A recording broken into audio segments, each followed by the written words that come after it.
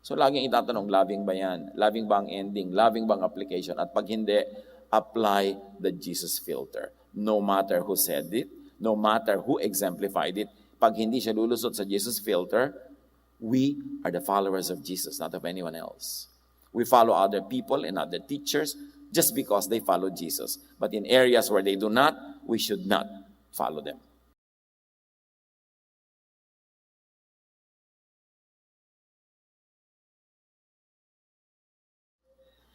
Si Mahatma Gandhi, isa sa mga greatest thinkers and humanists, sabi niya, I like your Christ. I do not like your Christians.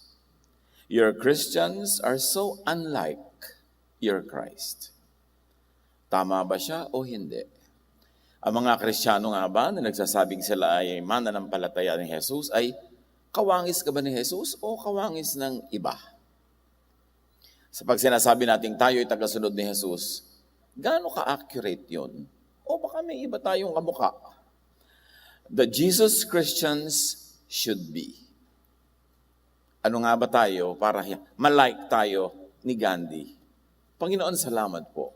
Dahil patuloy niyo kaming hinuhubog, tinuturuan, at ngayon patuloy kami, Panginoon, na nagpapasakop sa inyo. Pagharian niyo po ang aming isip at puso at paliwanagan kami. Be our preacher, our teacher, our healer. In the name of Jesus, we praise you, Father. We thank you. Matthew 23, 1-4, isa sa mga pinakamadalas nating basahin dahil ito ang pinakamatindi at madiin na sinabi ni Jesus. Then Jesus said to the crowds and to his disciples, the teachers of the law and the Pharisees sit in Moses' seat. Ibig sabihin, they have power. So you must be careful to do everything they tell you, which really means, therefore, you are compelled to obey their words because they have power. But do not do what they do, for they do not practice what they preach. In other words, Jesus is saying, do not be like them.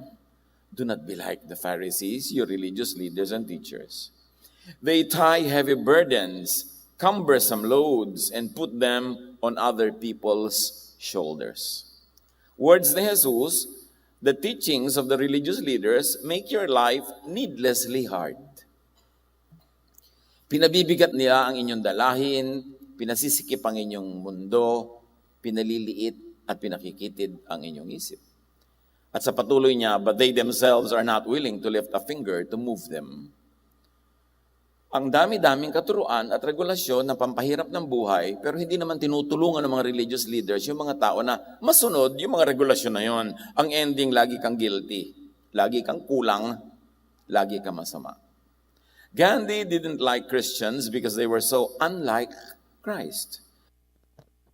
Siyempre, hindi naman 100% ng Christians yun, pero yon ang napakarami, majority sa kanyang na-observe. Gandhi didn't like Christians because they were so much like the Pharisees that Jesus warned them to not imitate. Needless to say, and we always have to remind ourselves, our model is Jesus. Walang iba. Walang ibang dapat tularan, walang ibang dapat pakinggan, walang ibang dapat sundan at sundin, kundi si Jesus. Sumusunod lang tayo sa iba, hanggang sila rin ay sumusunod kay Jesus.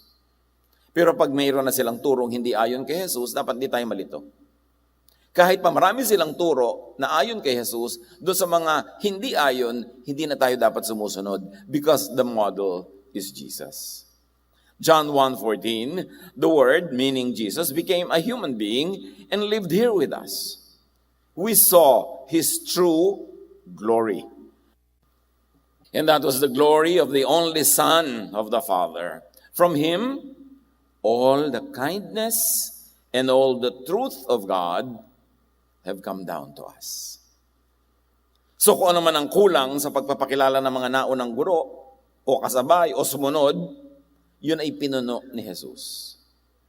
Kung merong dapat ipaalam sa atin ng Ama tungkol sa kanyang sarili, kanyang kabutihan, kanyang kabaitan, kay Jesus niya pinadaan kasi hindi naging matapat ang lahat sa pagpapakilala sa Diyos.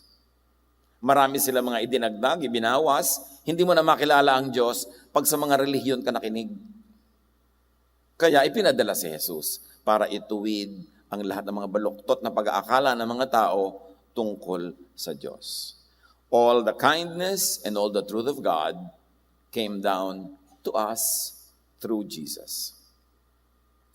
Therefore, all other teachers and teachings must submit to Jesus. Kailangan pa bang i-memorize yan? Paano po yung teaching ni ganito kontra sa teaching ni Jesus?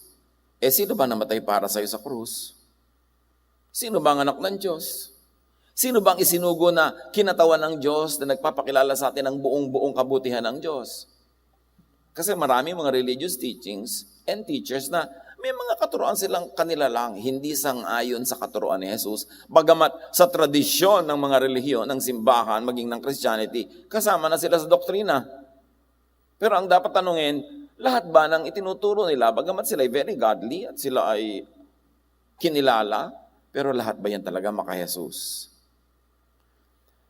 The model is Jesus, which means Christians are to subordinate all other teachers to Jesus and all other teachings.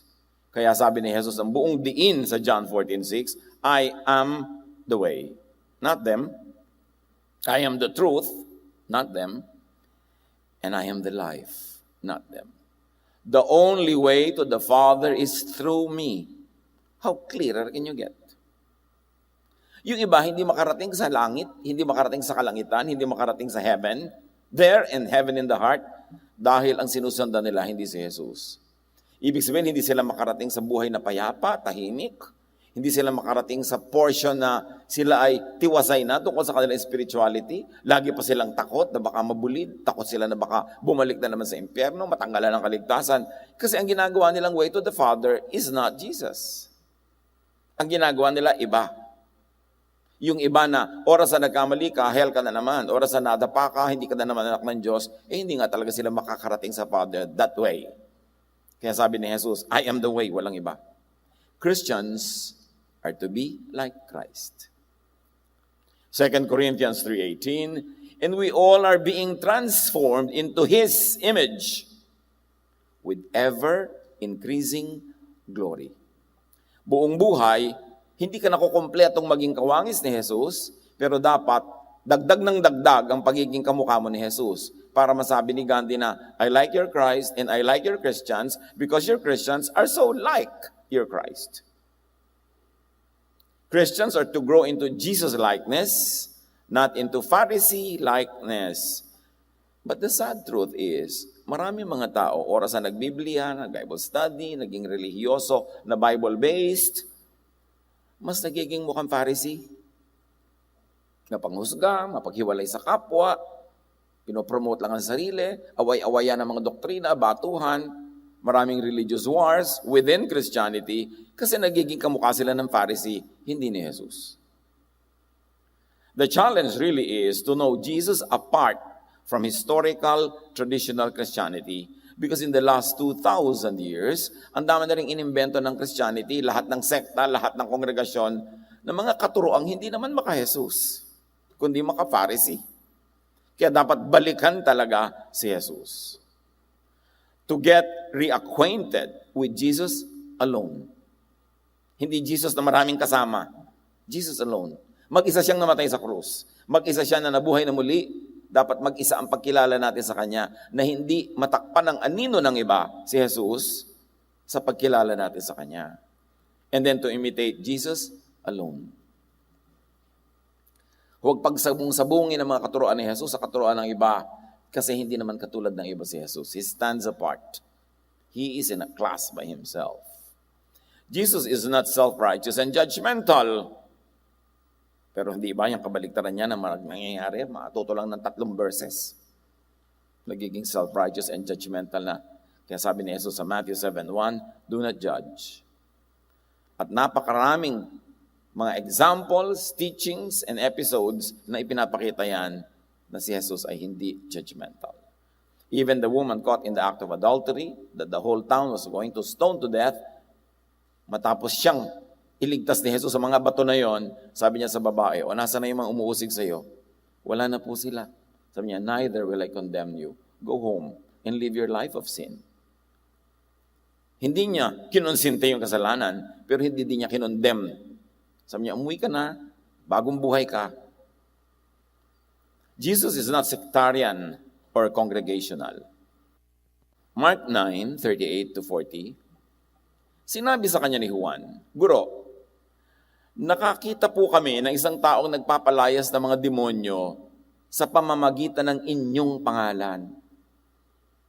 Pinagbawalan namin siya dahil hindi natin siya kasamahan. Ngunit sinabi ni Jesus, huwag niyong pagbawalan, sapagkat ang sino mang hindi laban sa atin ay panig sa atin. Ang linaw, nung palang panahon ni Jesus, ang mga alagad niya, sectarian na, congregationalist na, may gumagawa ng mabuti, nagpapalayas ng masasamang espiritu, at sa pangalan ni Jesus, pinigilan nila, o hindi ka namin kagrupo. Separate kami sa iyo. Hindi ka kami. We don't care na ipinipreach mo rin si Jesus. We don't care na gumagawa ka ng mabuti, basta't hindi ka namin kasama, tumigil ka. At sabi ni Jesus, huwag niyong gawin yan. Hindi natin sila kalaban. Pero ngayon, ano nangyayari? Sekta-sekta, grupo-grupo, contest-contest. Nakakarinig na ba kayo ng mga Christian group sa pinupuri yung kabilang Christian group? Di ba? Puro pintas. Kasi na itinuturo sa pulpito, mamintas. Pintasan ng iba. Pasayahin ang sarili na tayo lang ang tama, tayo lang anak ng Diyos, tayo lang ang papakasalan ni Jesus. Ganyan. So, yun ang tumatanim sa utak ng mga nakikinig. Nagiging mapanghusga at mapaghiwalay sa mga kapwa na nananalig din naman kay Jesus. Ang hilig-hilig pa nating, Pastor, ito pa yung auntie ko, sinama ko ngayon dito. Unbeliever po. Gusto kong matulaw pag may ganun. Yung nadidilig pa nung tao, tinatawag siya nung nagsama sa kanya na unbeliever. Naniniwala ba siya kay Jesus? Opo. Di believer siya. Iba lang ang sekta niya. Ano ka ba? Napakakitid ba ng believer sa'yo? Yung tayo lang? Kaya 100 taon na ang biblical Christianity sa Pilipinas, kakonti-konti pa natin compared sa iba. Dahil sa mga ugali na yan. Dahil sa mga pamamaraan natin na yan na nakaka-turn off sa marami. John 10:16, kaya nilinaw ni Jesus sa kanyang mga alagad na feeling exclusive. I have other sheep that are not of this sheep pen. I must bring them also. They too will listen to my voice, and there shall be one flock and one shepherd. Sabi, hindi lang kayo ang anak ng Diyos. Marami pa. At isasali natin sila para mayroong isang pamilya ng Diyos. So Jesus definitely is not exclusivist, not separatist. Mahilig siyang makipag-isa, makianib sa mga naniniwala sa Ama natin sa langit. Jesus is not dogmatic, especially about every traditional teaching. Yung sasabihin ng iba, God said it, meaning a verse. I believe it, that settles it. Ibig sabihin, wala nang usapan. Yung paniniwala ko sa verse na ito, yun na ang mananaig. Kaya nagkakagulo lagi. Matthew 5:43-44, you have heard that it was said, love your neighbor and hate your enemy. Ito yung verse, ha? Ang itinuturo, hatred sa enemy. But I tell you, love your enemies. So ang tinuturo ni Jesus, love.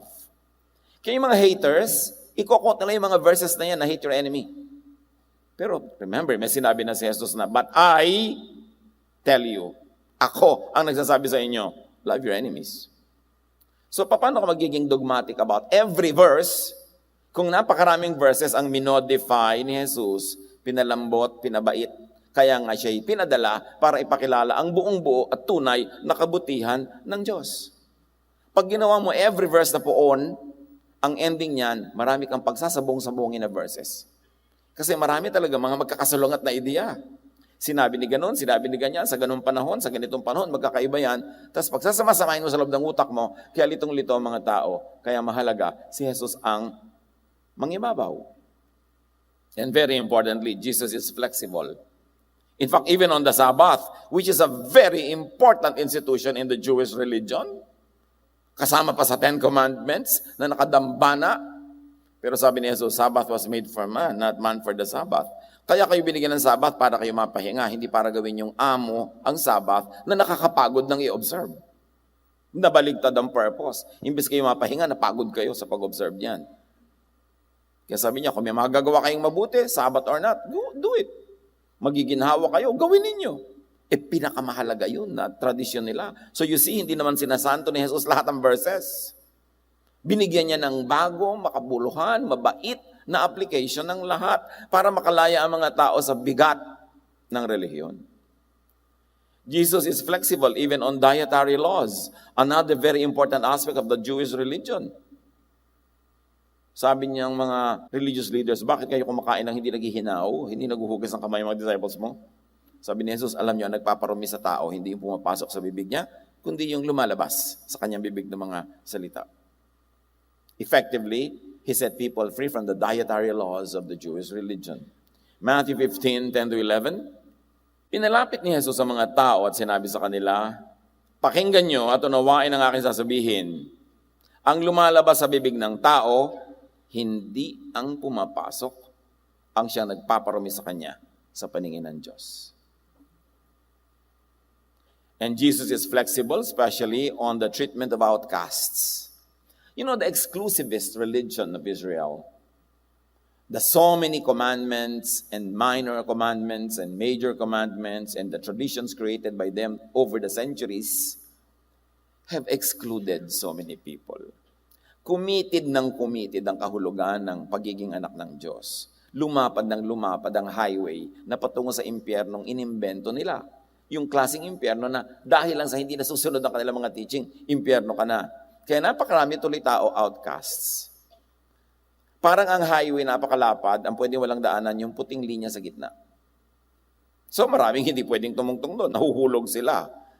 Mark 2:15-16. While Jesus was having dinner at Levi's house, many tax collectors and sinners were eating with him and his disciples, for there were many who followed him. When the teachers of the law, who were Pharisees, saw him eating with the sinners and tax collectors, they asked his disciples, why does he eat with tax collectors and sinners? In other words, they wouldn't. Takang-taka sila si Jesus na spiritual leader and teacher ay nakikisalong kumain sa mga tinatawag nilang mga makasalanan. And why not? Bakit sila ba hindi makasalanan? Pare-pareho lang, iba-iba lang ng itsura yung kasalanan, pero ang ending pare-pareho lang. Pero hiwalay ng mga religious leaders ang sarili nila sa karamihan ng mga tao para iangat sila, kinailangang ibaba ang marami. Kaya si Jesus doon nakisalamuha sa mga nasa baba para iangat sila. Parang siso tuloy yan eh. Nung iniangat yung nasa baba, bumaba yung nasa taas. Kaya nagagalit yung mga religious leaders. Jesus is not racist. Hindi siya namimili ng tao ayon sa kulay ng balat o lahi o ethnicity. John 4:7-9, may isang Samaritanang dumating upang umigib sa balon. At sinabi ni Jesus sa kanya, maaari bang makiinom? Wala noon ang kanyang mga alagad dahil sila'y bumili ng pagkain sa bayan. Sinabi sa kanya ng babae, ikaw ay Hudyo at Samaritana naman ako. Bakit ka humihingi sa akin na inumin? Sinabi niya yon sapagkat hindi nakikihalubilo ang mga Hudyo sa mga Samaritano. You see the racism of this religion. Sila nakikihalubilo. Kababayan din nila yon. Nalahian lang ng iba, naging mga mestizo at mestisa. Hindi sila nakikihalubilo. Until Jesus, because Jesus broke all the social rules that deprived people of equality with others. Binasag niya, tinawid niya ang mga pader na hindi tinatawid ng iba para ihiwalay lang ang sarili nila sa iba. Napakaraming outcast nun. Okay, Gentile ka, edi outcast ka, Jew lang ang in eh. Edi ang lahat ng tao sa planeta out, Jew lang yung in sa kanilang paningin.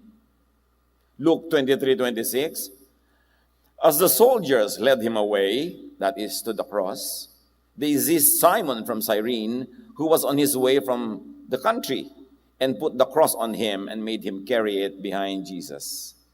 The very mention of where he came from suggests very, very strongly that he was not a Jew, that he was a foreigner. Pero sa dinami-rami ng Jew, ang nagbuhat ng krus ni Jesus ay si Cyrene, taga Cyrene, si Simon. What does it tell us? Hindi sila puwera. Napakalaki nga ng ministering binigay. In fact, Jesus is not a big fan of racist Jewism. Hindi siya tagahanga ng ganyang kaugalian. In fact, yan ang kauna-unahan niya tinuligsa. Sa first public sermon ni Jesus, when he went to the synagogue, read the scripture for the day, rolled it, and then made the sermon, sabi niya sa Luke 4:25-30, ngunit sinasabi ko sa inyo, puro Hudyo yung audience, nasa loob siya ng synagogue. Maraming byuda sa Israel nung panahon ni Elias, nang hindi umulan sa loob ng 3 kalahating taon, at nagkaroon ng taggutom sa buong lupain. Subalit, hindi pinapunta si Elias na propeta sa kanino man sa kanila, sa mga Hudyo, kundi sa isang byuda sa Sarepta, sa lupain ng Sidon. In other words, ang daming nagugutom na widow sa Israel, sabi ni Jesus, the prophet was not sent to bless any one of you. The prophet was sent to a Gentile woman, this widow in Sarepta, sa Sidon. Anong ibig sabihin nun? Don't think na napaka-special nyo. Sa dinami-rami ng may ketong sa Israel nung panahon ni Eliseo, so this is Elijah and Elisha, wala ni isa mang pinagaling at nilinis maliban kay Naaman na isang taga-Syria. O inulit pa ni Jesus. Ang example niya, isang babaeng outsider, this time naman isang lalaking outsider. Sabi niya, alam nyo, ang daming may ketong sa Israel, walang pinagaling ang Diyos nung panahon ni Eliseo. Kundi ang pinagaling si Naaman, foreigner yon, taga-Syria, hindi siya Hudyo. Don't think na sobra kayong paborito ng Diyos. Nagalit ang lahat ng nasa sinagoga nang marinig ito. Nagsitayo sila at itinaboy nilang palabas papunta sa gilid ng bundok na kinatatayuan ng bayan upang ihulog siya sa bangin. Ngunit dumaan siya sa kalagitnaan nila at umalis. Nilampasan ni Jesus yung mga tao. Napaka-poetic language na nilampasan niya yung mga Jew and their traditions and their anger to do His mission. Ipinamukha niya sa Israel, yes, mahal kayo ng Diyos, syempre, pero hindi lang kayo. And don't think so special. Bulag ba kayo sa kasaysayan na sa lahat ng babalikan yung kasaysayan, ang daming pagkakataong ipinakita ng Ama sa Langit na mahal niya ang mga non-Israelites. Katulad nga sa example na binigay ko. Nagalit sila, papatayin nila si Jesus.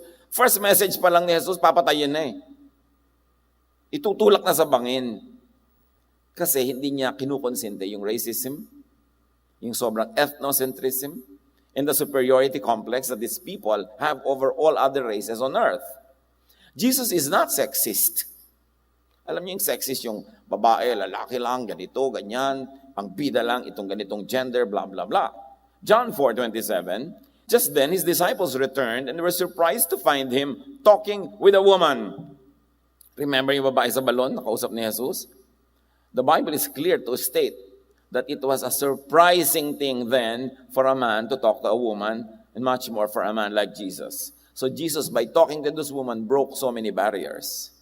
The gender barrier, the cultural barrier, the race barrier. Ang dami. Sabi niya, kata-kata ba't siya nakikipag-usap sa babae? Itong korte ng utak na ito ng mga disciples, carry over pa ng korte ng utak ng kanilang relihiyon, na minana ng maraming Christian na hanggang ngayon, ang babae sa sulok lang. Minana yan sa mga Jews, hindi kay Jesus. Dapat linawin yan. Luke 10:39-41, nang si Jesus ay nagpunta sa bahay ni Mary at Martha at ng kapatid nilang lalaking si Lazarus, Mary sat at the Lord's feet listening to what He said. But Martha was distracted by all the preparations that had to be made. She came to Him and asked, Lord, don't you care that my sister has left me to do the work by myself? Tell her to help me. So para kay Martha, women in the kitchen, please. Nagtuturo si Jesus, nakaupo sa kanyang paanan ng mga disciples, mga lalaki, kaisa-isa tong Maria na nakaupo din doon nakinig. Na-offend si Martha. Hoy babae, halika sa kusina. Pakakainin natin ang mga lalaki pag nagutom na sila. Kami na meron. Dito, ayoko. Dito ako makikinig. Senyasan siguro ang senyasan niyo magkapatid. Hanggang hindi na nakatiis ng Martha, Lord, paputay niya sa kusina ang babaeng yan. Kababaeng tao, nag-aaral. Kababaeng tao, nauupo dyan. Sabi ni Jesus, tama ang pinili niya. By that single statement, Jesus liberated women from the kitchen. O baka na din na kayo magluto, mga misis. Huwag lang kayo lagi paglutuin yun si mister, di ba? Ang linaw-linaw na nga ng turo dito, hindi lang dapat yung mga babae. Lalo na yung mga lalaki, walang trabaho, tapos lagi nakataas pa ang paat. Kape! Mga misis, ibubuhos ko ba sa iyo ang kape? Nakumukulo? Yung pareho kayo nagtatrabaho, maghapon, nasa labas ng bahay, nakalambitin si misis sa mga bus pa uwi, dadaan pa siya sa talipapa, magluluto pa siya, magkakaliskis ng isda habang binababad yung labada, magluluto, maghahain, at tatawagin na si mister na nanonood ng TV, tapos pagkakain, uupo na uli si mister sa TV, si misis naman, kukusutin na yung mga nilabada niya, hangin na ng electric fan yung uniform niya bukas para matuyo. Tapos hihiga na si mister, sabihin, ma, liko no. Ibang papel naman, nagagampanan mo ngayon. Tapos sabi ni Jesus, no. She has chosen the better portion, it will not be taken from her. So pinalaya ni Jesus sa mga babae sa ganito. Hindi ibig sabihin, huwag na kayong gumawa ng magawain ng babae. Pero hindi lang yun, kaya kayo nilikha ng Diyos. Grow, learn, sit with the men, dare to make yourselves grow. Dahil time management lang yung mga trabaho sa bahay. At dapat ngayon, shared work na yan, hindi na lang babae lang. So, sabi niya, Martha, the Lord has answered, Mary has chosen what is better, and that is to sit with the men and study, and it will not be taken away from her. Si Jesus yun. Mga misis, ano bang memory verse nyo? Luke 10:39 to 41. Luke 8:1-3. After this, Jesus traveled about from one town and village to another, proclaiming the good news of the kingdom of God. The 12 were with him, and also some women. These women were helping to support them out of their own means. Nakita niyo itong mga babaeng kasama ni Jesus, hindi sila mga dekorasyon. Active sila sa ministry. Sa katotohanan, sila ang nag-finance ng mga gawain. Ibig sabihin, meron sila mga trade, may mga hanap buhay sila. Hindi sila mga dependents. Ganun yung mga babae na these are the women of Jesus. The women in Jesus' ministry and in His world. Mga go-getters, achievers. At alam nyo, ibig sabihin, para kasumunod-sunod kay Jesus from Galilee to Jerusalem, may kalayuan din yun. Ilang araw, ilang buwan yan. Ibig sabihin, they liberated themselves from so many domestic work. By management of their households, they are able to make their households run and they too have their own ministries. Hindi sila nakulong doon. Kaya maraming ayaw kay Jesus kasi binabasag niya yung mga power structures. At syempre, sa power structure na yan, nandun yung Jew, nandun yung lalaki, at nandun yung religious leaders. Everybody else, sunod-sunuran na lang.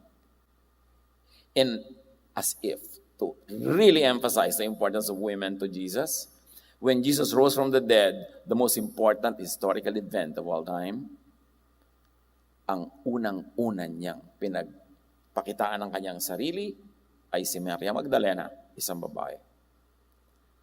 Walang disciples na nandun na lalaki. At sabi niya, tell the disciples, tell them that I have risen, I will meet them somewhere. So it really means that Mary Magdalene was the one who declared the resurrection. To the men, the disciples, and then through these men to the world. This was a lady. A very important element in the Jesus ministry. Jesus is not oppressive to minorities and to the weak. Sa society, di ba, lagi may api-apihan, kawakawawaan. At ito yung mga outsiders, the ostracized, the marginalized, the maligned, the judged, the vilified, the demonized. Ang society, laging lumilikha ng mga aswang. Ang pangit-pangit, kumakain ng atay, masamang ugali, hindi pagtitiwalaan, yun yung nilikhang image. Kasi ang aswang is really the bad side of humanity, projected by one side to others. May nagtanong pa sa akin, so wala pong totoong aswang. Mag-research ka na lang kung meron talaga. Pero ang sinasabi ko, yung kaaswangan, iniimbento natin i-project sa iba para huwag tayo mapagdiskitahan. So lahat ng ating masasamang ugali, lahat ng mga hindi maganda sa atin, inilalagay natin sa katauhan ng aswang para malayo sa atin. Pero ang totoo, may kaaswangan ng lahat. May mga kasamaan tayo lahat ng ugali. Meron tayong mga di magagandang ginagawa. Pero para hindi tayo mapansin, iimbento tayo ng mga figures. At sa mga bayan-bayan, lalo sa mga traditional towns, lagi may ganun. Yan ang masamang babae, yan ang masamang lalaki. Para sila lagi ang mapag-usapan at hindi ikaw. Jesus has liberated those minorities and the weak from the darkness. Jesus included the excluded. Kaya yung mga children na laging puwera, sabi niya, bring the children to me. Yung mga babaeng dinudugo na unclean, hinawakan siya, gumaling. Yung mga lepers, mga outcast, mga unclean, yung mga demon-possessed, yung mga pinuntahan niya, kasi sila lahat yung puwera. Ang lipunan, parang banyo, tiles, parang ang linis-linis sa malayo. Pero pag sinilip mo ang bawat siwang at pagitan ng bawat tiles, ang daming nakatira dyan ng mga mikrobyo. These are the people who fall in the cracks. So in society, even in polite society, in civilized society, so many people fall in the cracks. At yun ang mga binigyan ni Jesus ng dignity. Mark 14:12-13, Jesus' disciples asked him, "Where do you want us to go and make preparations for you to eat the Passover?" So he sent two of his disciples, telling them, "Go into the city. A man carrying a jar of water will meet you. Follow him. Ituturo niya sa inyo kung saan tayo gagawa ng ating hapunan." Sa biglang tingin, parang nothing unusual here. But a man carrying a jar of water is most unusual. It was women who did that. Ang lahat ng umiigib, babae, nagpapasa ng palayok, babae, lahat ng ancient cultures, babae yan. And here is a man who is carrying a water jar. Can you imagine how weird this is? How different this is? Pero yun ang pinili ni Jesus na susundan ng mga disciples. Jesus dignified and included and enlisted in his ministry the people that society would usually not include. Yun si Jesus. Kilala ba natin talaga siya? Unlike many Christians in history and even today, Jesus is not fond of the Pharisees or Pharisees, as we have always harped about. Sabi niya, kahabag-habag kayo, mga tagapagturo ng kautusan at mga Pariseo, mga mapagkunwari. Hinahadlangan ninyo ang mga tao upang hindi sila makapasok sa kaharian ng langit. Hindi nga kayo pumapasok, hinahadlangan pa ninyo ang mga nais pumasok.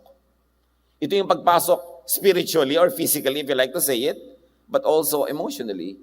Paano ka papasok sa kaharian ng langit emotionally na ikaw ay mayapa, tahimik, tiwasay?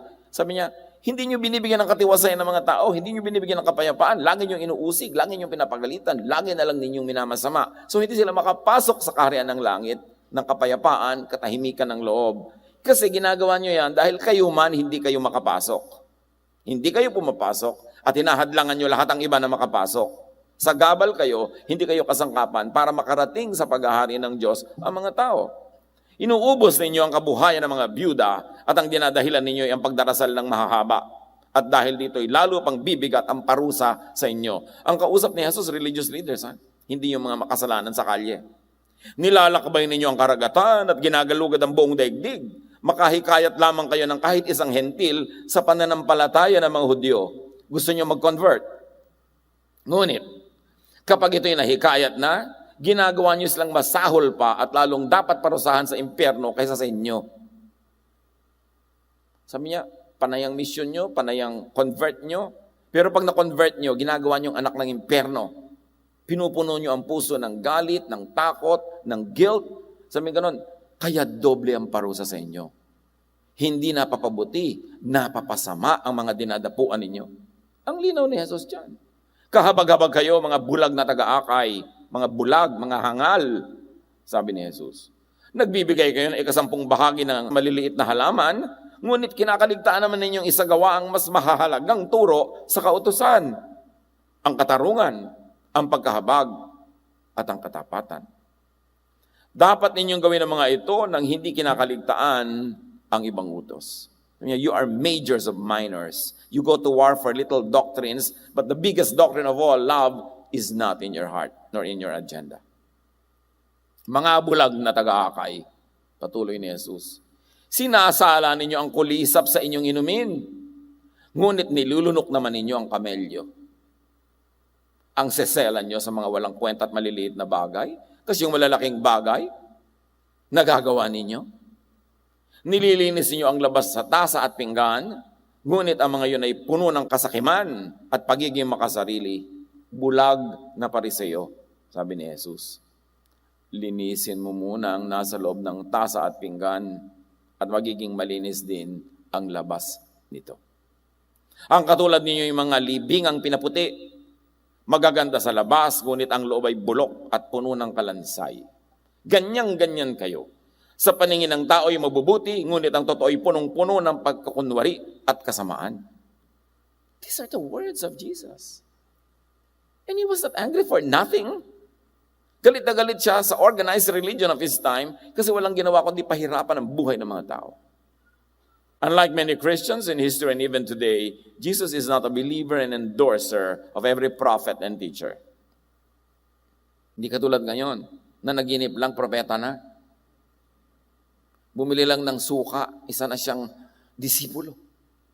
Tapos kung ano-ano tinuturo, mabuti sana kung ang itinuturo ni Jesus. Mano naman na nag-aral lang sa ilalim ng puno ng saging. Kung ang itinuturo naman, turo ni Jesus. Pero hindi kung ano-ano. Nang ending, pahirap. Pampasikip ng loob. Mark 7:6-8. Sinagot sila ni Jesus. Ito yung mga teachers. Teachers. And these are the recognized teachers of his time. Hindi mga kolorom sa gilid-gilid. Sila yung talagang kinikilala. Mga mapagkunwari. Tama nga ang sinabi ni Isaiah tungkol sa inyo nung kanyang isinulat. Ang paggalang sa akin ng bayang ito, ng Israel, ay pakunwari lamang, sapagkat ito'y sa bibig at hindi sa puso bumubukal. Walang kabuluhan ang kanilang pagsamba, sapagkat itinuturo nilang galing sa Diyos ang kanilang mga utos. Binabaliwala ninyo ang utos ng Diyos at ang sinusunod ninyo yung mga tradisyon ng tao. Ito ang panunuri ni Jesus sa relihiyon, lalo na nung kanyang panahon. Sabi niya, mga turo nyo, imbento. Mga doktrina nyo, imbento. Hindi yan galing sa Ama. Kaya kailangan pa ako ipadala dito para ituwid yan. Sunod ng mga tao sa inyo, napapahamak. Na sinasabi ni Jesus. Jesus taught and went against the current popular Phariseeism of his time. Yan ang tinuligsa ni Jesus. Yung impluensya ng mga Pariseo at ng tradisyon ng kanilang bayan. Kaya lang, matapos si Jesus bumalik sa Ama at isinilang ang Christian Church, unti-unti but progressively, gumapang pabalik sa Christianity yung Phariseeism. Kaya ang inabutan natin Christianity, magkahalo na, diluted, Jesus and Pharisees. At sa nakaraang 2,000 taon, sa mga bangayan at awayan ng mga Christian sects and denominations, ang dami pa nilang idinagdag na lalong-lalo namang wala na kay Jesus, pero kasama na ng tradisyon. Kaya pinag-aawayan ng mga churches, pwede ba ang drum? Hindi, demonic yan. Wala naman ganun sinabi si Jesus. Ano ba dapat ang suot ng choir? Toga o kimona? Hindi naman issue ni Jesus yan. Ang dami-daming issues na hindi naman issue ni Jesus. Pwede bang ligawan ng choir member, yung Sunday school teacher? Hindi pwede yan. Sabi ba yan ni Jesus? Hindi pwede mag-boyfriend pag hindi pa college graduate. Sabi ba talaga yan ng Diyos? Siyempre, tontuan ng mga nanay, di ba? Pagka may ganun mga teaching. Pero hindi yung galing kay Jesus. Dapat magkalinawan. Ano ba talaga? Meron naman mga teaching na hindi galing directly kay Jesus, pero very nice and beautiful ang implementation kasi agree pa rin sa turo ni Jesus. Loving, kind, liberating. Pero dapat manuri. Madalas, pag nakakakita ko ng mga religious activities, ang totoo niya, naaawa ako sa mga tao. Kasi lagi silang inuuto. Lagi silang inuhut-hutan.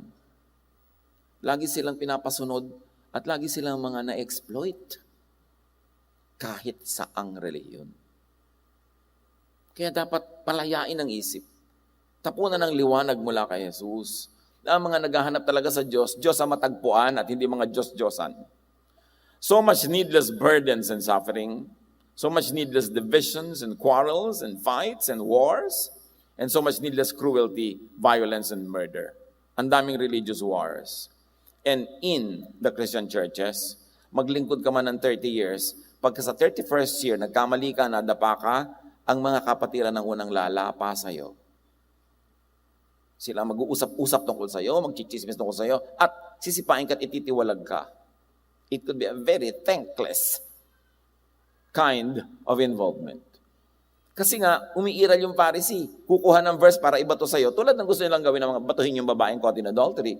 And kung gusto nyo talagang mambato, hindi kayo maubusan ng makukuha verses pambato. Pero yung ba ang ginawa ni Jesus? That's why it's important to bring Jesus back into Christianity. Nung unang panahon, yung mga Hudyo na naging Kristiyano at mga Hentil na naging Kristiyano, di nagsama sa isang church. Giyera Mundial. Yung mga Hudyo, gusto mo na nilang gawing Hudyo, yung Gentile na naging Christian. And even the issue of circumcision. Yung mga Hudyong lalaki, siyempre, tinutuli. Yung mga Gentile, hindi. Yung mga Gentile, naging Christian, kahit ang tatanda na nila, gusto pa ng mga Hudyo, patuli pa sila. So maging Hudyo ka muna bago ka maging Kristiyano, which is not a Jesus teaching. So matapos sila magtalo, Acts 15:10, tumayo si Pedro. Bakit sinusubok niyo ang Diyos? Bakit ninyo iniaatang sa mga mananampalataya na Gentiles ang isang pasaning hindi na kayang dalhin ng ating mga ninuno at hindi naman natin kayang pasanin? Sabi niya, magkatotoo tayo dito, magpakatotoo tayo. Ang mga ninuno natin, hindi nasunod lahat ng mga kautosan natin relihiyon. Tayo man din natin nasusunod. Tapos yung mga Gentiles na hindi Hudyo, papasunurin nyo pa rin. Anong klaseng pahirap ang gusto nyong gawin? Kaya sabi ni Gandhi, I like your Christ, I do not like your Christians. Your Christians are so unlike your Christ. I like your Jesus, I do not like your Christians. Your Christians are so un-Jesus, so Pharisaic. Hanggang ngayon, at nung nakaraang 2,000 taon, people in the church are really actually stopping Jesus from entering fully. Ayaw papasukin ang tunay na pagka-Jesus kasi manganganib ang kanilang mga tradisyon, ang kanilang mga kaugalian, ang kanilang mga nakasanayan, at mauuga ang mga power structures. Yung mga makapangyarihan sa relihiyon, hindi nila papangyayarihin si Jesus kasi maiiba ang power structures. Gusto nilang patuloy na mga kababaihan na hindi magpipreach, hindi magtuturo, hindi magsasalita. Hindi ba preaching ang ginawa ni Mary Magdalene? Jesus has risen from the dead. Hindi ba preaching yon? The most important preaching you can ever say. Pero ngayon, binubusalan ang bibig ng mga babae, tagatimpla lang sila ng juice pagka may Lord's Supper, tagagawa ng mga merienda, na itinuwid na ni Jesus nung panahon pa ni Mary at ni Martha. Kailan pa tayo lalaya sa Pharisaic teaching? Kailan talaga tayo makikinabang sa bunga ng sakripisyo ni Jesus? We must bring Jesus back into Christianity. Pero tandaan nyo, no, gusto nilang patayin si Jesus. So yung ngayon gusto magbalik kay Jesus, natural, babatuhin din ng marami. But bring Jesus back into the church. Nakakalungkot, ang mga tao naghahanap, pasok ng pasok sa mga relihiyon, at kuminsan ganito nangyayari sa kanila, papasok sila sa isang relihiyon, tapos pagkapasok mabubulid. Ibebenta lahat ng lote, lahat ng ari-arian, ibibigay sa simbahan. Pati hikaw, pati gintong ngipin, bubunutin, ihuhulog sa buslo. Ang mga kababaihan, chinichimay-chimay. Kawawa ang napakarami mga tao. To become like Jesus in all of life, live by the all-in-one commandment and law of Jesus, and that is love. Kaya patuloy at patuloy nating iginigiit ang Jesus filter. Lahat ng katuruan na alam nyo, narinig nyo, nakikita ninyo, salain kay Jesus, yung lalampas lang ang ipamuhay, yung iba ilagay na sa file. Pamisa-minsan, useful na reference, but you don't have to kill or die for teachings that did not come from Jesus, not affirmed by Jesus, and especially those that contradict Jesus. John 13:34-35. A new command I give you, love one another. As I have loved you, so you must love one another. By this, if you are loving or not, everyone will know that you are my disciples if you love one another. So laging itatanong, loving ba yan?